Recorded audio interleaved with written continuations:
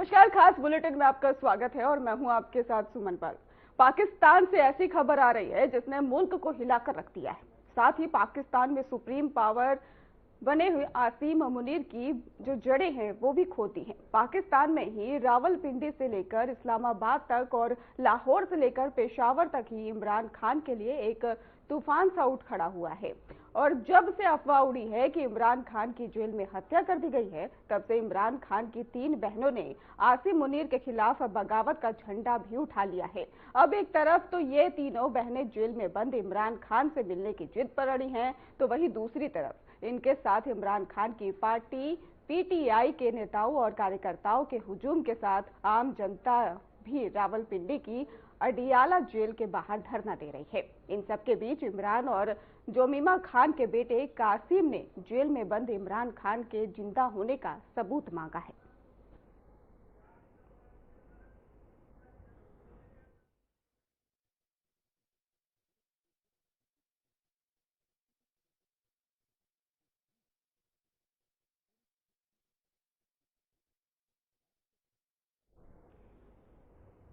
पाकिस्तान की राजनीति के आसमान में आज सबसे बड़ा सवाल इमरान खान जिंदा है या नहीं।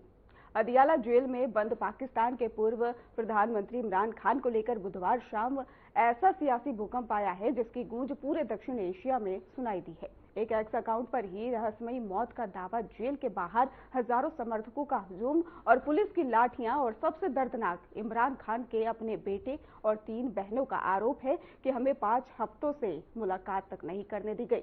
हमारे पास उनके जिंदा होने का कोई सबूत नहीं। पाकिस्तान सरकार सबको गलत बता रही है।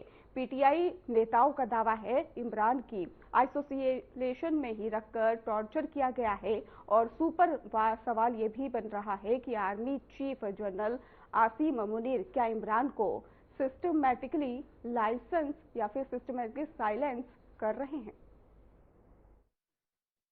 पाकिस्तान के पॉलिटिकल कैलेंडर में एक ऐसी तारीख बनकर उभरी जिसे आने वाले कई सालों तक याद रखा जाएगा। शाम 6 बजे के करीब पाकिस्तानी मीडिया के हवाले से एक पोस्ट आता है। इमरान खान की जेल में हत्या, बॉडी को बाहर निकाला गया और कुछ ही मिनटों में hashtag Imran Khan dead trend करने लगता है। अडियाला जेल के बाहर लोगों की भीड़ टूट पड़ती है। कहीं मातम, कहीं गुस्सा और कहीं पाकिस्तान की सत्ता के खिलाफ बगावत की फुसफुसाहट। लोगों को एक ही सवाल काटने लगता है, क्या इमरान खान को चुप करा दिया गया है? सबसे बड़ा आरोप इमरान खान के अपने ही परिवार का। पहले ट्वीट आता है उनके बेटे कासिम खान का। पाकिस्तान के पूर्व प्रधानमंत्री इमरान खान की बहन नौरीन नियाजी एक इंटरव्यू में पाकिस्तान के आर्मी चीफ मुनीर और पीएम शहबाज शरीफ को धमकी देती नजर आती हैं। कहती हैं अगर इमरान को कुछ भी हुआ तो कोई नहीं बचेगा। नौरीन ने कहा, हमने 4-5 हफ्ते से इमरान से बात नहीं की है, उनसे मिले नहीं हैं, उन्हें देखा तक नहीं है। इस वजह से हमें उनकी फिक्र है, क्योंकि पहले भी उन्हें जान से मारने की कोशिशें हो चुकी हैं। इमरान को नुकसान पहुंचाने की कोई सोचे भी ना। अगर किसी ने कोशिश भी की तो यकीन कर कोई भी नहीं बचेगा। नौरीन आगे कहती हैं, ये लोग ऊपर बैठे हैं, इनके पास ताकत है तो ये सोचते हैं कि वो सब कर सकते हैं और हम कुछ नहीं कर पाएंगे। ये सरकार जुल्म कर रही है। पाकिस्तान में आर्मी चीफ आसिम मुनीर का शासन हिटलर के शासन से भी बदतर है। दरअसल पिछले कुछ दिनों से इमरान खान की मौत की अफवाहें तेज हो गई हैं। इमरान खान के बेटे कासिम खान ने अपने पिता के जिंदा होने का सबूत मांगा है। उधर इमरान खान की पार्टी पीटीआई को वॉशिंगटन स्थित दूतावास के बाहर प्रदर्शन की तैयारी चल रही है। कासिम ने एक्स पर लिखा है, उनके पिता को 845 दिन पहले गिरफ्तार किया गया था। पिछले 6 हफ्तों से उन्हें अकेले एक डेथ सेल में रखा गया है। कासिम ने कहा उनकी बुआ को भी अपने भाई से मिलने की इजाजत नहीं है और ये सब किसी सुरक्षा नियम की वजह से नहीं बल्कि जानबूझकर किया जा रहा है। सरकार उनके पिता की असली हालत छिपा रही है। नहीं, कुछ नहीं पता और ना वो बता रहे हैं और जो लोग जा रहे हैं ना उनको मिलने दे रहे हैं।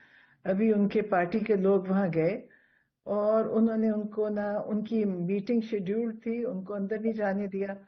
हम लोग गए हैं, पिछले 4 हफ्तों से हम लोगों को नहीं मिलने दे रहे। तो अब इस तरह की फिर वो बातें फैल रही हैं और ये बल्कि इंडिया से हमें तो पता चला कि इंडिया से खबर निकली थी कि उनको कत्ल कर दिया। अब इतनी बड़ी बात कैसे इन्होंने शुरू की, ये मुझे भी नहीं समझ आ रहा।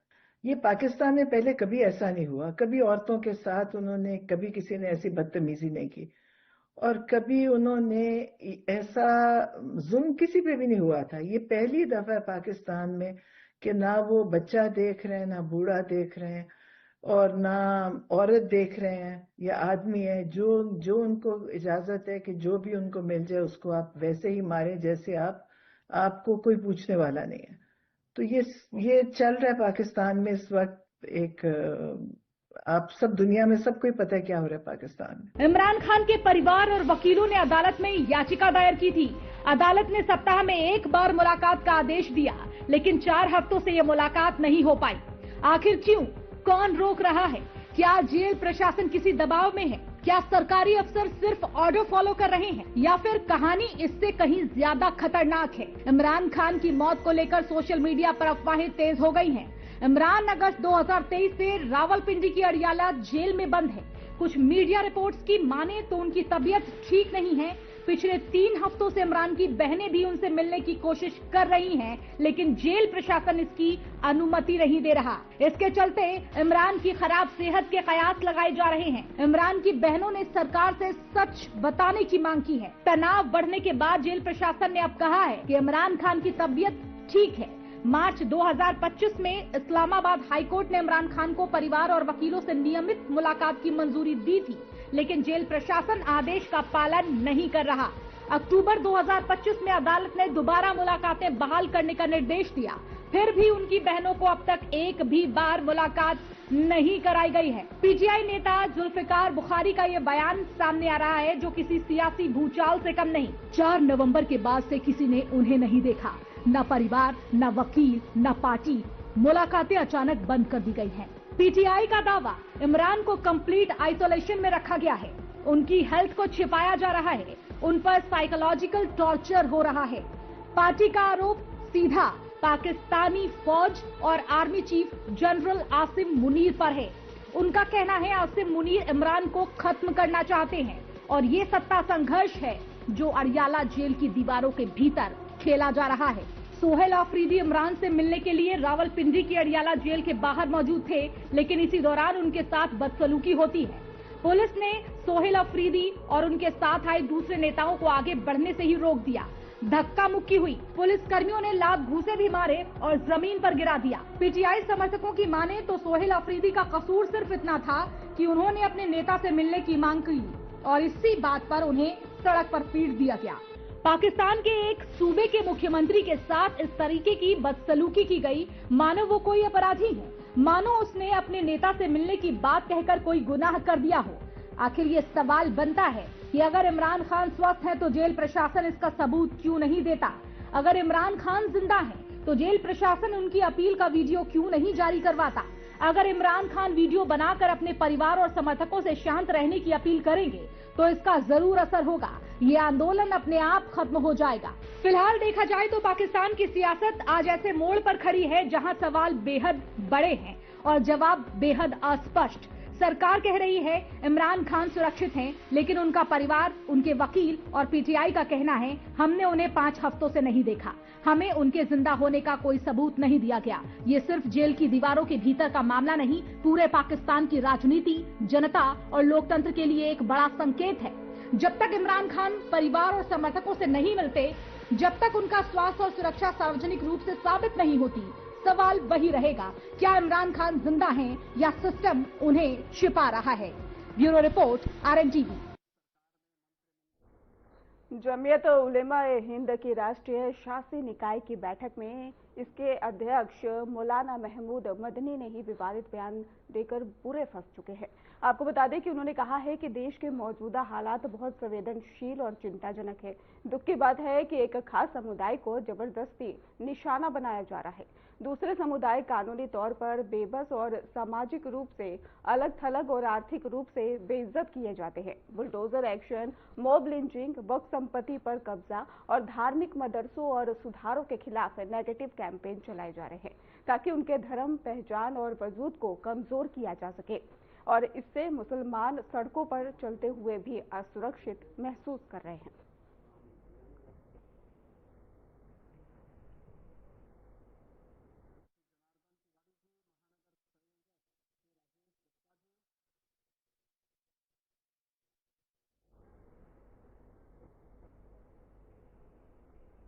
जमीयत उलेमा-ए-हिंद प्रमुख मौलाना महमूद मदनी के बयान पर बीजेपी की तरफ से पलटवार भी आ चुका है। संबित पात्रा ने कह दिया है कि उनकी तरफ से भोपाल में दिया गया बयान भड़काऊ और देश को बांटने वाला है। जिहाद के नाम पर जिस प्रकार से लोगों ने भारत में ही नहीं बल्कि भारत के बाहर भी आतंक फैलाया है वो हमने देखा है। उन्होंने आगे कहा कि मौलाना मदनी ने कहा है कि सुप्रीम कोर्ट को सुप्रीम कहलाने का कोई अधिकार नहीं है। मौलाना मदनी के इस बयान को सुप्रीम कोर्ट को स्वत संज्ञान में लेकर इसकी सुनवाई करनी चाहिए। मौजूदा सूरत हाल इंतहाई हसास और फिक्र अंगेज है। अफसोस के साथ कहना पड़ता है कि एक खास तबके की बालादस्ती और दूसरे तबकों को कानूनी तौर पर बेबस, समाजी तौर पर अलहदा और माशी तौर पर बेइज्जत, रुस्वा और महरूम बनाने के लिए माशी boycott, bulldozer action, mob lynching, Muslim औकाफ की सबोताजी, दीनी मदारिस और इस्लामी इस्तिलाहात के खिलाफ मनफी मुहिम की बाकायदा और मुनज़्ज़म कोशिशें की जा रही हैं। उनके मजहब, शनाख्त और वजूद को गैर ज़रूरी, यहाँ तक के नाकाबिल बर्दाश्त बना दिया गया। बिलखुसूस मुसलमानों के खिलाफ सरकारी सरपरस्ती में जारी मुनाफरत और जुल्म सितम की वजह से हालात इस नहज पर पहुंच चुके हैं कि आज मुसलमान खुद को राह चलते गैर महफूज महसूस करते हैं। उन्हें कदम कदम पर नफरत व हकारत का सामना है।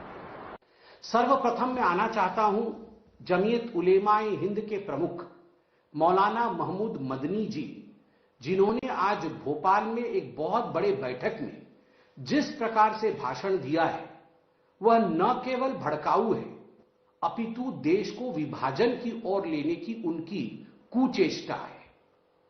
उनका कहना कि जिहाद होना चाहिए, जब जब जुल्म होगा तब तब जिहाद होगा, मुझे लगता है यह बहुत ही अनुचित शब्द है, बहुत ही अनुचित वाक्य है।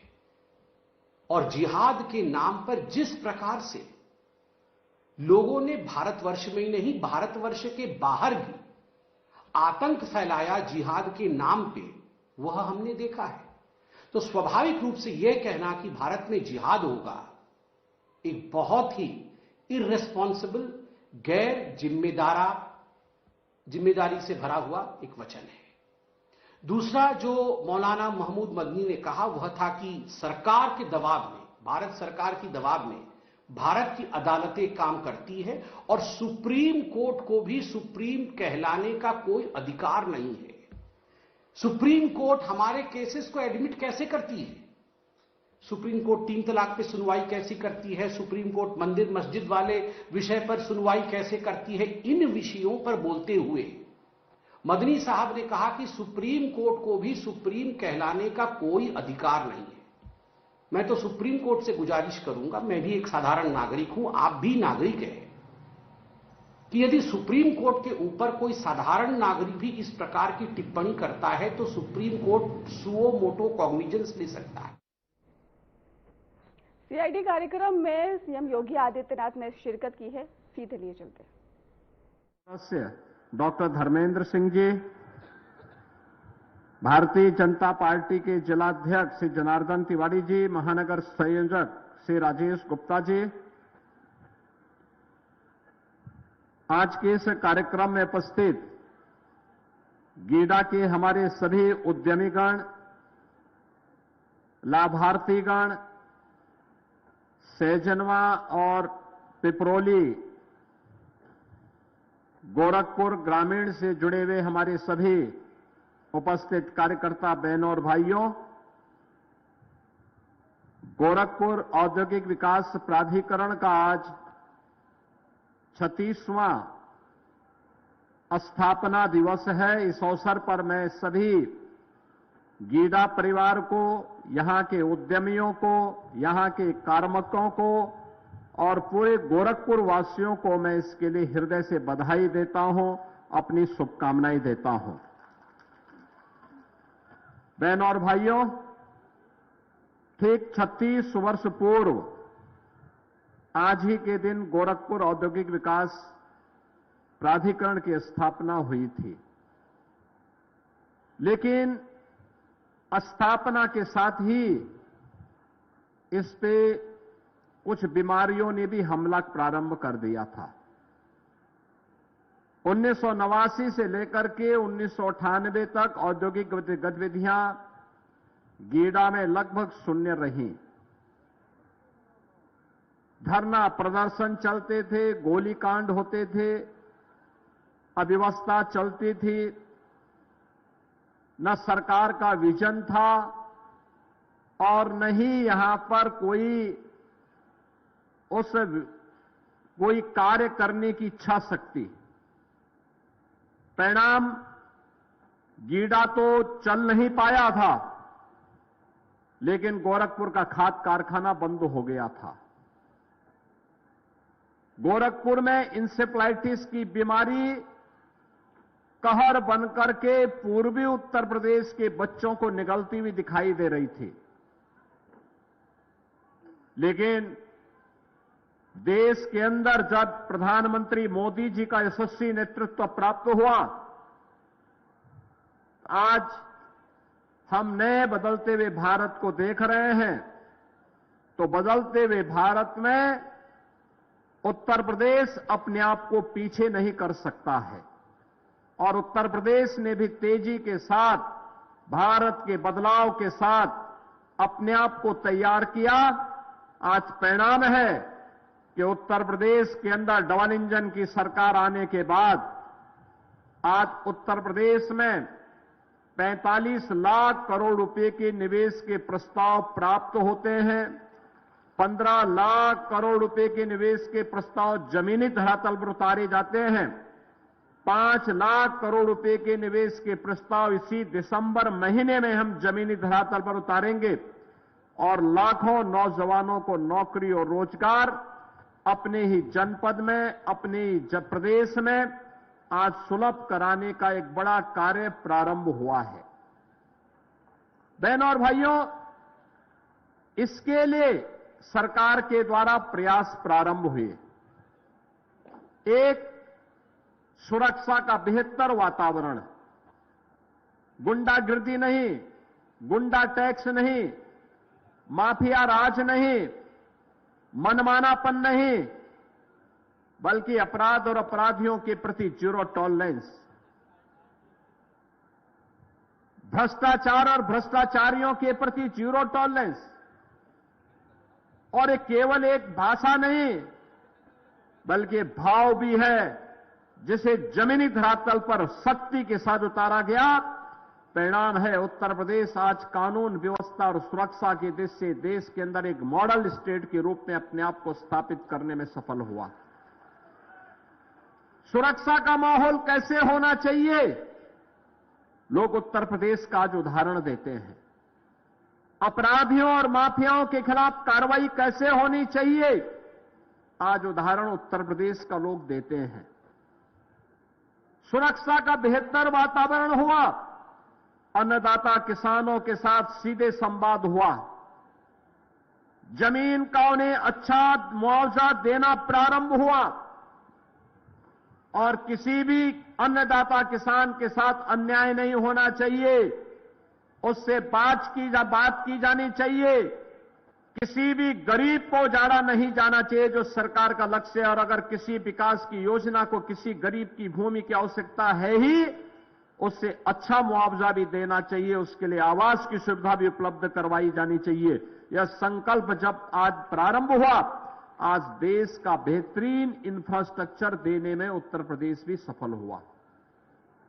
आज देश का 55% एक्सप्रेस वे उत्तर प्रदेश में है। देश का सबसे बड़ा रेल नेटवर्क उत्तर प्रदेश के पास है। देश के अंदर सबसे ज्यादा मेट्रो सिटी उत्तर प्रदेश के पास है। देश के अंदर सबसे ज्यादा एयरपोर्ट, 16 एयरपोर्ट हमारे क्रियाशील हैं, जिनमें 4 इंटरनेशनल एयरपोर्ट हैं और 5वां भारत का सबसे बड़ा एयरपोर्ट जेवर तैयार हो चुका है। अगले 1 महीने के अंदर प्रधानमंत्री जी के कर कमलों से इसका उद्घाटन भी हम लोग कराने जा रहे हैं। बहनों और भाइयों, देश का पहला रैपिड रेल उत्तर प्रदेश में, देश की पहली इनलैंड वाटरवे उत्तर प्रदेश में। अब उत्तर प्रदेश बीमारू नहीं, भारत की अनलिमिटेड पोटेंशियल का प्रदेश, नाम के अनुरूप यूपी अनलिमिटेड पोटेंशियल का प्रदेश हो चुका है। देश की सबसे तेज विकसित अर्थव्यवस्था के रूप में उत्तर प्रदेश ने आज अपने आप को स्थापित किया है। आज हम लोग हर एक सेक्टर में अपने नौजवानों को नौकरी दे रहे हैं। निवेश आ रहा है तो नौकरी भी बरस रही है। नौकरी आ रही है इसलिए